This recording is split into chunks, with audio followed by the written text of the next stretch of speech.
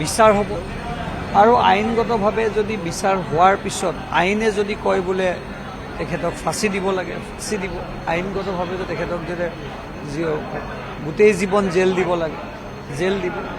Encounter কেতিয়া হয়? যেতিয়া এজন অপৰাধী তেখেতে পলাই যায় বা আৰক্ষীৰ যেতিয়া লগত থাকোঁতে যদি তেখেতে ইলিগেল কৰে তেতিয়া এনকাউণ্টাৰ হয়। সেইকাৰণে বদৰুদ্দিন আজমলৰ ডাঙৰীয়াৰ কথাটোত মই আপত্তি কৰা নাই, কিন্তু এজন মানুহক আমি শাসকীয় চোৰেই হওক ডকাইত হওক পটকেতো এনকাউণ্টাৰ কৰিব নোৱাৰে। আইনগতভাৱে যি ব্যৱস্থা হ'ব, সুপ্ৰিম যিটো আইন আছে সেই আইনলৈকে তেখেতক কাৰাদণ্ড শাস্তি বা জেইল হ'ব লাগে।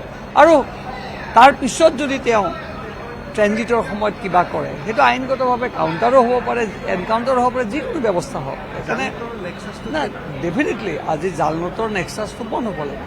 আৰু জালনোট তেখেতসকলে যে বন্ধ কৰাৰ কথা কৈ আছে, আজি ৱাজেদ আলী চৌধুৰী আনিছে, খুব ভাল পাইছোঁ 54ত আনিছে, কিন্তু জালনোটৰ যিবিলাক কাম কৰি আছে কোনে কৰি আছে অকণমান তেওঁলোকে ভালকৈ চালে গম পাব।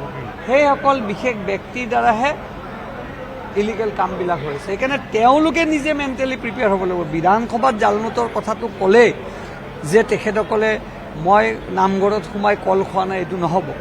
সেই এলেকাবিলাকত তেওঁলোকে জানে ক'ত ক'ত জালনোটৰ সৰবা চলি আছে। সেইকাৰণে তেখেতসকলৰ দ্বাৰাই এই নাৰিকলটো ভাঙিব লাগিব।